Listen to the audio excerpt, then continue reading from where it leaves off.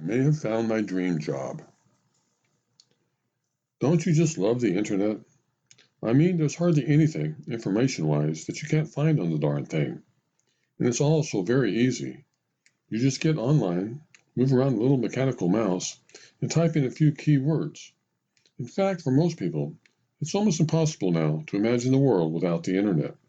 And I, for one, can hardly start my morning without reading the top online news stories of the day, and also checking to see if I have any emails that need to be answered. And that brings me to my little story. A while back, I was trying to figure out which online news story I wanted to click on first, when off on the far right-hand side of the screen, I happened to notice the words, AOL Love and Sex Coach.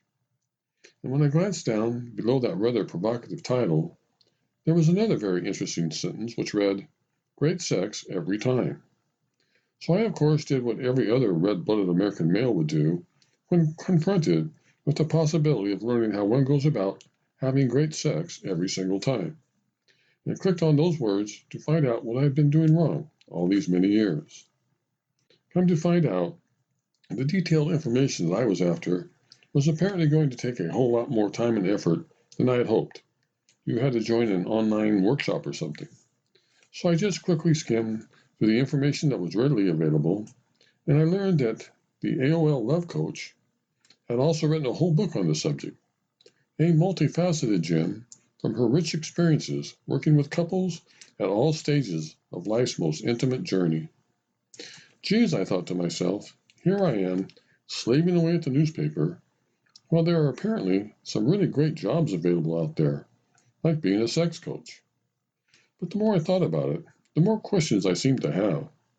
For instance, wouldn't a good sex coach who took his or her work seriously have to do much more than just write a book about it?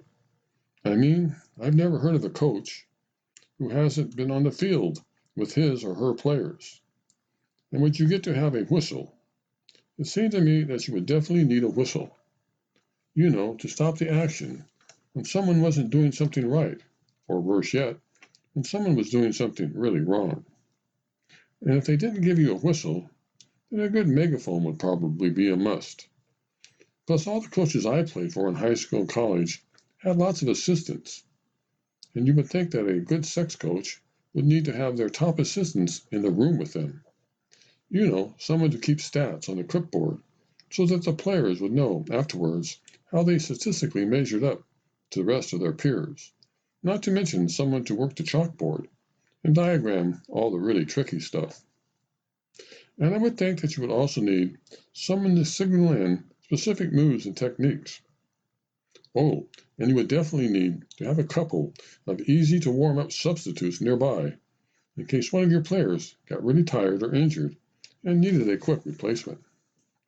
So the more I thought about it, the more I was starting to seem like the first thing a really good sex coach would have to do is get used to working in a pretty crowded environment. Anyway, I was mentioning all of this to a good friend of mine the other evening, and he said, Daryl, just take my word for it. There are no sex coach jobs out there. And even if there were, I'm sure they're looking for someone a lot younger and better qualified than you. Well, I said, all I know is that some lady on AOL is getting to be a sex coach. So there's got to be openings for that kind of work somewhere else, too. I think it said that she had a bunch of college degrees. So maybe a person can go back to night school or something to qualify. I'd even be willing to start out part-time and work for minimum wage. Did it say anything about references? You're probably going to need some references, Daryl. Yeah, I said, good references could definitely be a problem. Plus, if you ask me, said my friend, you already have a great job. Well, I admitted, I have been at the paper for more than 25 years now, so I guess it would be kind of hard to start a whole new career this late in my life. Now, that's more like it, said my obviously relieved friend. You're starting to think sensibly again. But I wonder how much they pay a good sex coach nowadays, I asked.